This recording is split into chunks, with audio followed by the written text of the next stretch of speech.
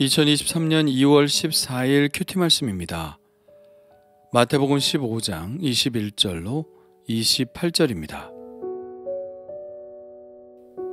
예수께서 거기서 나가사 두로와 시돈 지방으로 들어가시니 가나안 여자 하나가 그 지경에서 나와서 소리질러 이르되 주 다윗의 자손이여 나를 불쌍히 여기소서 내 딸이 흉악하게 귀신 들렸나이다 하되 예수는 한 말씀도 대답하지 아니하시니 제자들이 와서 청하여 말하되 그 여자가 우리 뒤에서 소리를 지르오니 그를 보내소서.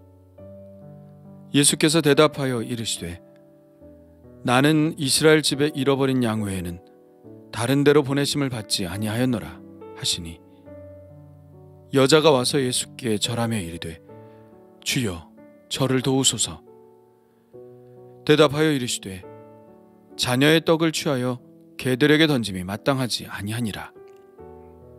여자가 이르되 주여 올소이다마는 개들도 제 주인의 상에서 떨어지는 부스러기를 먹나이다 하니 이에 예수께서 대답하여 이르시되 여자여 내 믿음이 크도다 내 소원대로 되리라 하시니 그때로부터 그의 딸이 나으니라. 아멘.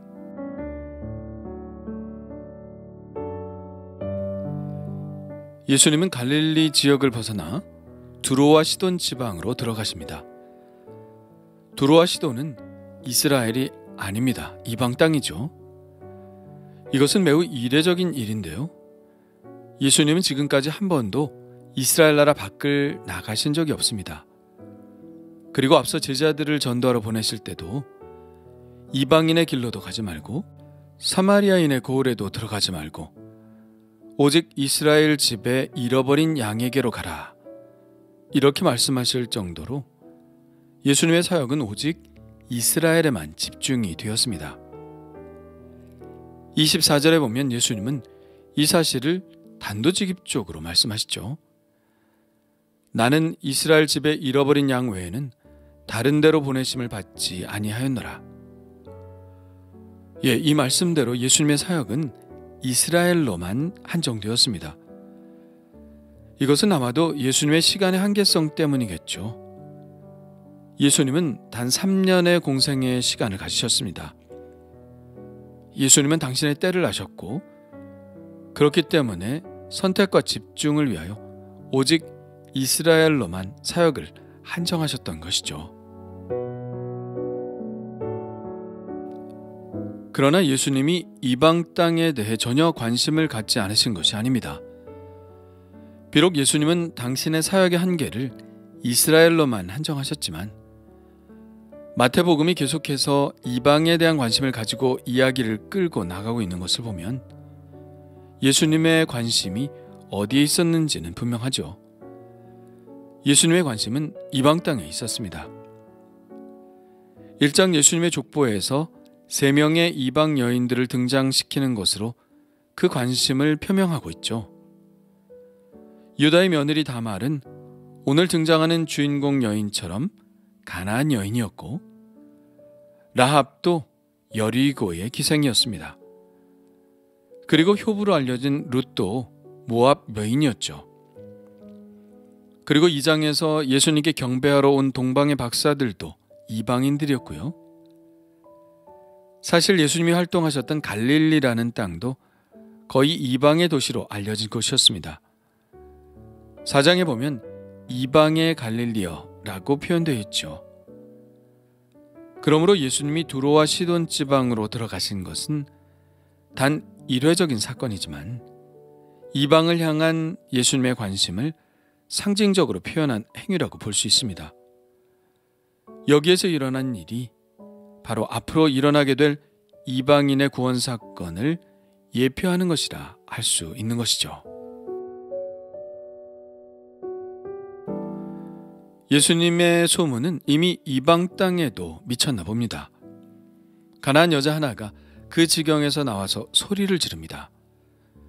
주 다윗의 자손이여 나를 불쌍히 여기소서 내 딸이 흉악하게 귀신 들렸나이다. 그녀는 벌써부터 놀라운 고백을 하기 시작하죠. 예수님을 다윗의 자손이라고 부릅니다.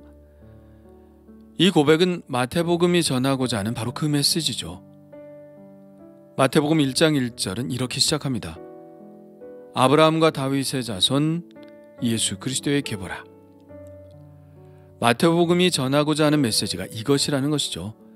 예수님이 바로 다윗의 자손으로 오시겠다고 약속하신 그 메시아라는 것입니다. 여인의 이 고백은 100점짜리 고백이며 예수님의 칭찬을 받아 마땅한 고백입니다. 그러나 어쩐 일인지 예수님은 이 여인의 울부짖음에 전혀 반응을 하지 않으십니다. 사실 이 여인이 이렇게 부르짖는 것은 금기를 깨는 용기가 필요한 일이었죠. 그녀는 유대인들이 자기와 같은 이방인들을 상종도 하지 않는다는 것을 알았을 것입니다. 유대인들의 율법으로는 이방인과 대화하는 것이 금지되었었거든요. 말을 하더라도 멀리 떨어져서 해야 했습니다. 이런 사실을 아는 그녀가 유대인 남자에게 말을 건다는 것은 분명 금기를 깨야 하는 일이었죠. 그리고 또한 여인이었습니다. 여인은 더더욱 남자에게 말을 붙여서는 안 되었죠. 그러나 그녀는 금기 따위는 전혀 고려의 대상이 되지 않았습니다. 그녀는 어떤 일이 있어도, 어떤 수치를 당해도 자기 딸이 흉악한 귀신에 들려 평생 괴로움을 당하며 살도록 내버려 둘 수는 없었습니다. 그래서 예수님께 매달렸죠. 그런 그녀의 마음을 이해하신다면 예수님은 어떤 반응을 보이셔야 했습니다. 그러나 예수님은 아무 말씀도 하지 않으셨습니다. 여인은 소리를 지르는데 예수님이 전혀 반응을 보이지 않자 오히려 제자들이 예수님께 청합니다. 그 여자가 우리 뒤에서 소리를 지르오니 그를 보내소서. 그녀에게 뭔가 조치를 취하지 않았다가는 계속해서 소리를 지르며 따라올 기세인 것을 제자들은 알았던 것이죠. 그런데 제자들이 주님께 청하지 않는 것이 더 좋을 뻔했습니다. 예수님은 이제는 단호하게 이 여인의 요청을 거절했기 때문입니다. 나는 이스라엘 집에 잃어버린 양 외에는 다른 데로 보내심을 받지 아니하였노라. 예수님이 이렇게 분명하게 거절의 의사를 밝히셨기 때문에 여느 사람 같으면 이쯤에서 포기하고 집으로 돌아갔을 것입니다. 그러나 이 여인은 오히려 더 용기를 내서 예수님의 발 앞에 절을 하죠. 무풀보다 악풀이 낫다는 말처럼 예수님이 자신에 대해 언급하신 것에 더 용기가 났던 것 같습니다. 그러나 그녀는 한 번 더 쓰라린 말씀을 들어야 했죠. 예수님은 이 여인이 이제는 돌아갈 수밖에 없을 그런 모욕적인 말씀을 하십니다. 자녀의 떡을 취하여 개들에게 던짐이 마땅하지 아니하니라. 어떻게 예수님이 이런 말씀을 하실 수 있을까요? 혹 우리가 생각하는 개의 의미가 유대인들이 생각하는 개의 의미와 다른 걸까요? 아닙니다. 오히려 유대인에게 있어서 개는 우리가 생각하는 것보다 더 나쁜 의미죠. 율법상으로도 개는 부정한 동물입니다. 되새김질을 하지 않는 동물은 부정한 동물로 여겼죠. 그래도 우리는 애완용으로 개를 기르는데 유대인들은 부정한 짐승이기 때문에 애완용으로도 기르지 않습니다. 우리가 상대에게 모욕을 주려는 의도로 욕을 할 때 개라는 말을 사용하는 것과 마찬가지로 유대인들도 개라는 말을 어떤 대상을 모욕하는 데 사용했습니다. 예수님의 이 말씀은 분명히 모욕적인 말임에 틀림없습니다. 예수님의 말씀에서 자녀는 이스라엘 백성이죠. 그리고 개는 이방인을 말합니다. 이스라엘 사람들은 개를 애완용으로도 키우지 않는다고 했고 그래서 개에게 먹이를 주지도 않았습니다. 그래서 예수님은 그 어떤 자비도 그 어떤 은혜도 베풀지 않겠다고 단호히 말씀하신 것이죠. 그런데 이 여인은 예수님의 이 모욕적인 말에도 굴하지 않았습니다. 그녀에게 있어서 자신에 대한 모욕은 전혀 문제가 될 것이 없었습니다. 그녀가 알고 있는 것은 예수님이 자신의 딸을 고쳐주실 수 있는 능력이 있으신 분이라는 사실과 자기는 그분의 능력을 끌어내기 위해 그분께 간청드려야 한다는 사실뿐이었습니다. 그래서 그녀는 오히려 더 자신을 낮추어 이렇게 말하죠. 주여, 올소이다마는 개들도 제 주인의 상에서 떨어지는 부스러기를 먹나이다. 주인이 일부러 개에게 먹이를 주지 않는다고 해도 상에서 떨어지는 부스러기 정도는 먹을 수 있다는 것이죠. 이 여인은 이처럼 간절했습니다. 그리고 믿음이 있었습니다. 예수님의 능력이 많은 부분도 필요 없다는 것입니다. 그저 부스러기 같은 매우 작은 은혜만 있어도 충분히 자기의 딸의 병은 치유받을 수 있다는 믿음을 가진 것이죠. 이 여인의 말을 들으니 예수님은 이 여인의 이 말을 의도하신 것이 아닌가 하는 생각이 들기도 합니다.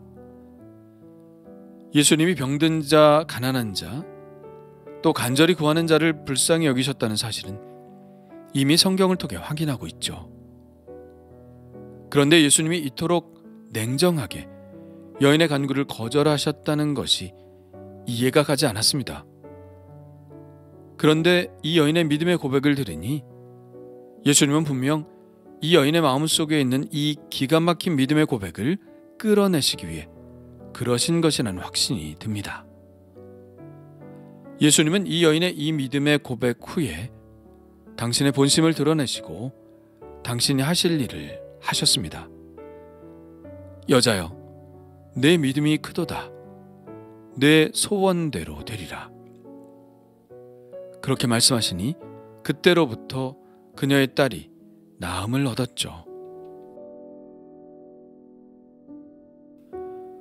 우리는 이 이야기 속에서 그녀가 보여준 믿음의 위대함을 배울 수 있지만 또 배울 수 있는 것은 우리가 어떻게 구원을 받는가 하는 문제입니다. 이 여인은 비록 이방 여인이었지만 오직 그녀가 보여준 그 믿음으로 주님의 은혜를 입었습니다. 우리가 하나님의 은혜를 입는 조건은 무엇일까요? 그 해답은 이미 예수님의 말씀을 따라가다 보면 알 수 있습니다. 예수님은 당신이 이스라엘 집에 잃어버린 양 외에는 다른 데로 보내심을 받지 않으셨다고 말씀하셨지만 오히려 예수님이 이 사건을 통해서 말씀하시는 것은 어느 나라 사람이건 어느 민족이건 유대인이건 아니건 그것은 구원의 조건과 전혀 상관이 없다는 것을 말씀하고 계신 것입니다. 이 여인은 비록 이방 여인이지만 오직 믿음 하나로 주님의 은혜를 입었습니다. 이것은 우리에게 큰 암시를 주는 것이죠. 앞으로 예수 그리스도의 복음이 이 세상 끝까지 전파될 것인데 그때 구원을 받는 조건이 무엇이 될 것이냐? 바로 믿음이라는 것이죠.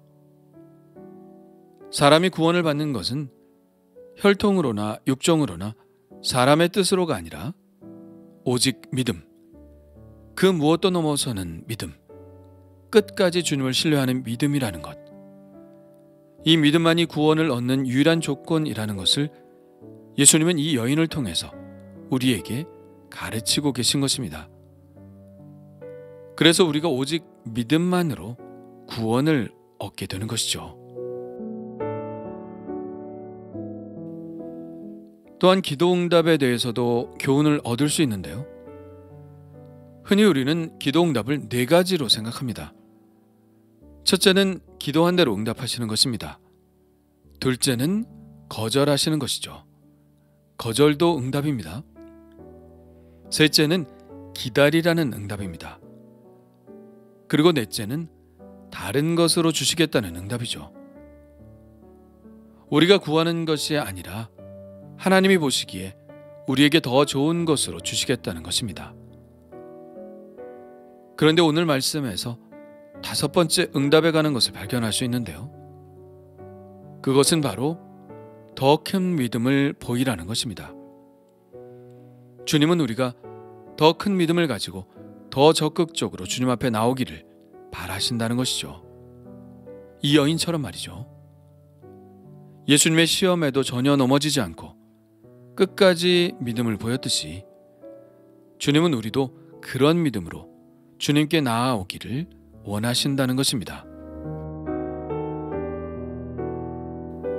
어떤가요? 나는 주님께 이런 믿음을 보이고 있나요? 더 큰 믿음을 보이라고 주님께서 나의 믿음을 요구하실 때 우리는 이 믿음을 가지고 더 앞으로 나아갈 수 있나요? 좌절하지 않고 실망하지 않고 오히려 더 큰 믿음으로 주님 앞에 매달리고 있나요?